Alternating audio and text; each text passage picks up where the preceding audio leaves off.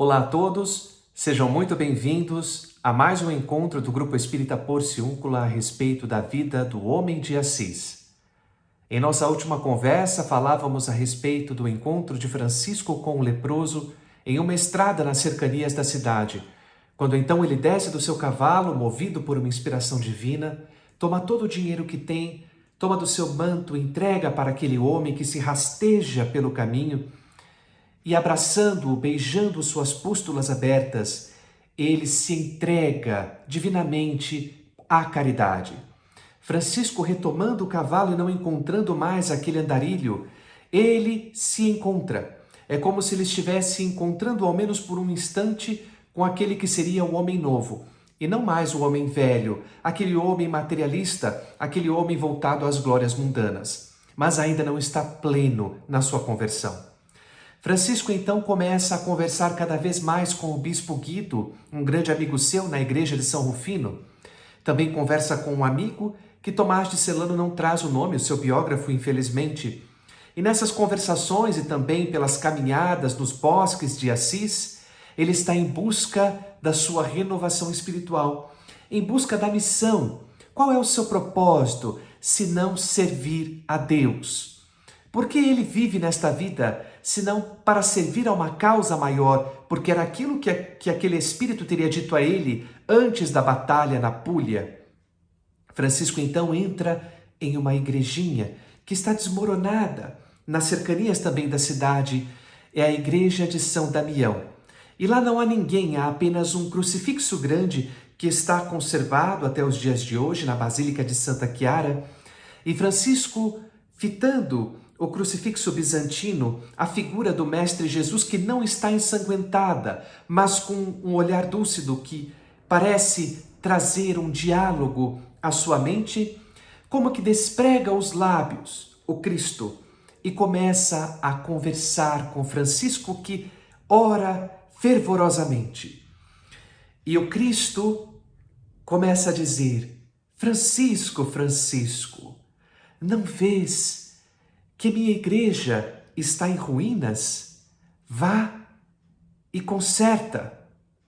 Francisco, então, tomado daquele sentimento maior de devoção, o Cristo está falando comigo.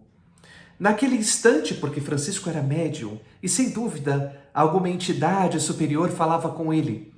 Naquele instante ele olha ao seu redor e vê aquela igrejinha de São Damião toda em ruínas, sem teto, desabada. E ele pensa: o Cristo quer que eu conserte a sua igreja, pois eu vou reconstruir a igrejinha de São Damião. E ao sair da igreja ele encontra um sacerdote que está esmolando, pedindo dinheiro à porta da igreja. E ele então doa todo o dinheiro que tem para aquele homem e diz: quero que não falte ao menos um dia, nenhum dia, uma vela acesa para o Cristo que está no altar. E quando eu voltar da minha viagem, trarei muito mais dinheiro do que isso que trago agora. Francisco então toma a estrada para Foligno, uma cidade próxima ali da região, toma tecidos da loja de seu pai, vende todos os tecidos, vende inclusive o cavalo, vende tudo o que tem, traz de volta o dinheiro e quer entregar para aquele homem. Ele é um sacerdote muito pobre que cuida da igrejinha de São Damião. Mas o sacerdote não quer receber porque conhece Francisco, sabe também da fama do seu pai, Pietro de Bernardone, e o que Pietro fará com ele, com a igreja também, se souber que Francisco entregou todo o dinheiro a este sacerdote. Então ele recusa: não posso aceitar o seu dinheiro porque o dinheiro é de Pietro. Francisco então toma todas as moedas e atira-as para o parapeito da igreja, como que em uma devoção e um desprendimento completo da materialidade. E pede com fervor para que ele passe a morar com aquele homem, para que ele possa reconstruir junto com aquele sacerdote a pequena igrejinha de São Damião. E a partir dali, ele começa a construir a igreja. E vai até a cidade, pede pedras para a igreja, esmola todos os dias as portas da cidade para que ele consiga dinheiro para poder construir aquela igreja, reconstruir, porque era a sua missão, era o que o Cristo havia pedido a ele. Em uma das vezes em que ele pede pedras para a igreja, As pessoas, porque estão pensando que ele está louco, atiram-lhe pedras, atiram-lhe lama. Um grupo que estava próximo a ele, quando ele está pedindo com uma carriola pedras para a igreja de São Damião, dizem: é pedras o que você quer, Francisco, seu louco? Então é pedra o que você irá tomar. E atiram-lhe pedras. E ele é naquele momento apedrejado por um grupo da população de Assis. Enquanto ele verte sangue, não é, por seu corpo, ele volta-se com um sorriso para as pessoas que estão ali próximas e diz: muito obrigado, agora tenho todas as pedras que eu preciso. E com humildade recolhe aquelas pedras que estão no chão e leva em sua carriola até a igreja de São Damião. E vai reconstruindo. Mas o seu pai, Pietro de Bernardone, não consegue sossegar, porque aquele que antes era o seu orgulho, aquele que poderia ficar mais rico do que ele mesmo, estava desperdiçando o seu dinheiro, e não apenas o seu dinheiro, mas estava ferindo o seu orgulho, o orgulho de um burguês que havia alcançado uma certa condição na classe social dentro dos conceitos da antiga Assis na Idade Média. E agora ele estava sendo humilhado, porque as pessoas falavam, porque os seus vizinhos, os seus concidadãos comentavam: Francisco ficou louco, seu filho está louco, ele está colocando o nome da sua família no chão, enlameando todo o nome da família. E então ele manda que pessoas entreguem recados a Francisco que ele deseja falar com o filho, que ele não pode mais continuar humilhando-o desta forma. Francisco ainda está temeroso, ele ainda falha um pouco, ele ainda receia essa mudança para o homem novo. Então ele demora para tomar uma decisão, mas quando ele toma, ele vai com coragem e vai até Assis. Decide enfrentar o seu pai. E indo até lá, está franzino, magro, porque come muito pouco, come daquilo que doam a ele. Está sujo, porque quase não consegue tomar banho, com roupas esfarrapadas. Ele então é também motivo de escárnio no momento em que entra na cidade, a população continua apedrejando ele como se fosse, não é? Uma pessoa que estivesse como um criminoso, que estivesse sendo condenado pela população. E ele, quase que rastejando, chega até próximo da sua casa, e seu pai, ouvindo que ele estava próximo dali e com toda a vergonha do mundo por conta do seu orgulho ferido, desce as escadarias da sua casa, vai ao encontro de Francisco, toma-o pelo braço, leva-o até sua casa em empurrões, e empurrando-o para dentro, em gritarias que toda a população conseguiria ouvir, humilha-o e joga-o dentro de um cárcere, um pequeno cubículo.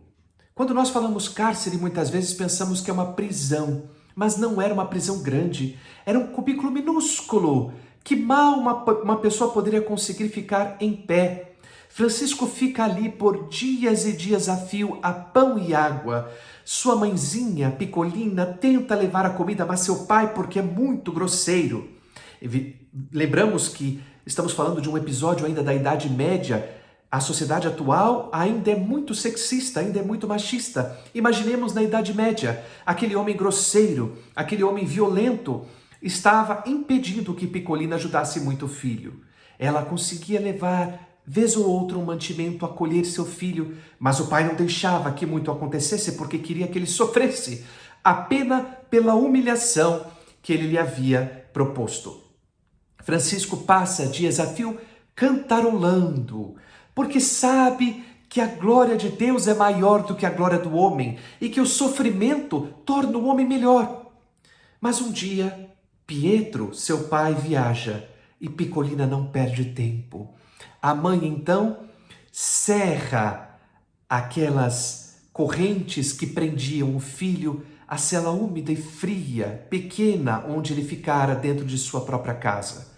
Francisco, então, vai para a gruta, vai para o seu, entre aspas, esconderijo, o Eremo delle Carceri, no alto do Monte Subácio, onde ele, certa feita, já meditara, já ficara por cerca de um mês, tentando encontrar a si mesmo.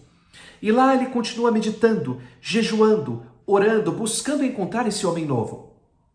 E eis que então, o seu pai, quando chega em casa, descobre a traição de sua esposa, e imaginamos a violência com a qual ele pode ter pungido Picolina pelo ato que ela havia cometido. Picolina não desiste. Ela continua levando mantimentos para ele no Eremo delle Carceri, no Monte Subásio. Continua acolhendo Francisco no que ele precisa, mas Francisco quer jejuar, quer orar, quer encontrar o homem novo.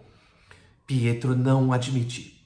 Ele então vai até a comuna, um grupo de juízes que comandavam a cidade, a justiça da cidade, as leis da cidade de Assis. Vamos lembrar que não era um país, mas naquela época eram feudos. E estes feudos, comandados pelos senhores feudais, se reuniam em comunas, que eram esses grupos de juízes que traziam as leis, toda a legislatura daquela região. E então Pietro vai até a comuna de Assis e pede para os magistrados para que eles encaminhem uma intimação a Francisco. Ele sabe que Francisco está no Eremo delle Carceri.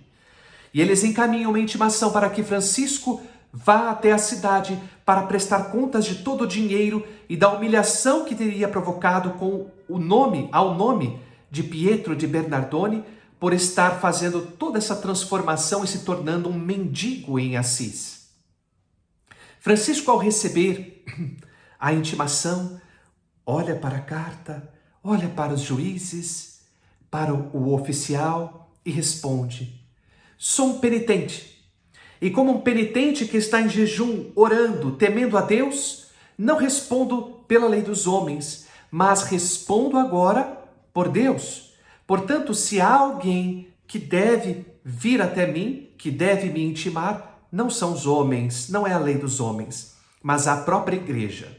Talvez orientado pelo bispo Guido, ele foi bastante esperto nesta saída diplomática quando for intimado pela comuna. Mas Pietro não desiste. Ele vai até o bispo Guido e o convence dizendo: ele está usando o meu nome. Ele tirou todo o dinheiro que eu tinha dentro de casa, os tecidos que eu tinha em estoque. Ele me humilha usando o meu nome e meu dinheiro. Eu quero que ele preste contas e, se for necessário, com a própria vida, ele tem de ser punido. E bispo Guido, imaginamos, não é? Ele trazia com panos quentes, com acolhimento, porque era amigo de Francisco e também queria mais que a paz fosse feita na cidade de Assis. Dizia: não, ele está transformado, é um homem de Deus agora, não me interessa, quero que ele preste contas no mundo dos homens. Guido, então, não tem mais o que fazer. Manda que seus sacerdotes encaminhem uma notificação. E Francisco, ao receber a intimação agora da igreja, desce o Monte Subásio. Novamente entra em Assis. Mas agora, entrando em Assis, não é escarneado, porque ele é o ponto focal de um grande escândalo. E nesse grande escândalo nós, seres humanos, adoramos, não é? Parece que a atratividade da violência, a conexão que temos ainda com a truculência humana, dos nossos atos primitivos, dos nossos instintos ancestrais, estamos sempre conectados com algo de pior que pode acontecer. Então a multidão se aglomera, estão todos interessados no que vai acontecer, porque Francisco está vindo. E também está ali Pietro, e Pietro, irado, quer qualquer punição para Francisco, desde que ele honre agora o seu nome e devolva todo o dinheiro e tudo que lhe pertence. E ele diz assim, quando encontra Francisco: quero que devolva tudo que me pertence, devolva meu nome, devolva meu dinheiro, devolva tudo que é meu. E Francisco está encontrando a sublimidade de ser um ser espiritual, de não se preocupar com a materialidade do mundo e nem se sintonizar com a ira daqueles que se encontram na inferioridade do mundo. Vendo o Pai, é claro que uma tristeza vem no seu coração, mas ele não pode se equivaler à inferioridade do Pai. E naquele instante, ele entra na sacristia da igreja de São Rufino, e às portas da igreja de São Rufino, toda aquela aglomeração se faz. E lá, na sacristia, ele se despe. Ao contrário do que muitos pensam, ele não se despe na frente da igreja, mas dentro da igreja, na sacristia, em um cômodo pequeno. Se despe, tira tudo que tem, todos os bens, todos os pertences, a roupa, e sai de lá desnudo. Entrega nas mãos do Pai, e todos escandalizados com aquele momento, Francisco desnudo, mas sorrindo, porque ele está com o pensamento elevado, porque ele está com o coração pulsando de amor. Ele volta-se ao Pai com ternura e diz a ele e a todos que estão presentes: ouve todos e prestai atenção. Até agora chamei de Pai a Pietro de Bernardone, mas como me propus a servir somente a Deus, devolvo a Pietro de Bernardone o dinheiro pelo qual tanto ele se aflige e as roupas que ele me deu. De agora em diante, não mais direi meu Pai Pietro de Bernardone, mas direi Pai nosso que estás nos céus. E neste instante em que caminha desnudo, o bispo Guido vem e lhe abraça com o seu manto e entrega o seu manto para que Francisco não escandalize a sociedade da época. E Francisco, elevado, vai caminhando e descendo as ladeiras da cidade de Assis. O que mais irá acontecer com o nosso querido Francisco de Assis? A ruptura acontecia não apenas de forma negativa para o seu pai, não era apenas o pai que se frustrava, mas Francisco também, porque fazer essa ruptura com o pai para ele era terrível. Era uma tristeza sem fim, porque seu pai não compreendia esse novo homem, não compreendia a sua missão divina, não compreendia a sua missão espiritual. Então era necessário realizar essa ruptura, e para ele também se fazia uma tristeza neste momento, mas era necessário. E Francisco desce as ladeiras com aquele manto que não combinava com ele, porque era um manto em púrpura, manto do bispo, e desce com um sorriso nos lábios, pronto para a sua nova vida.